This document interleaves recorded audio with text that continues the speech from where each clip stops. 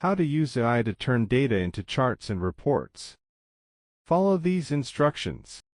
Prepare your dataset in Excel, Google Sheets, or CSV with clear headers so AI can easily read and understand the structure.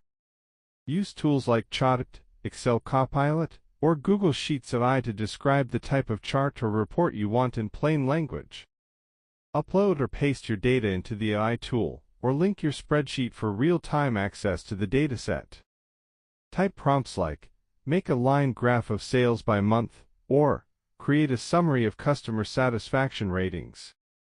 AI will clean and analyze the data, then auto-generate visuals and insights based on your request. Adjust the chart type, labels, or layout with more prompts or use built-in options to tweak how it looks.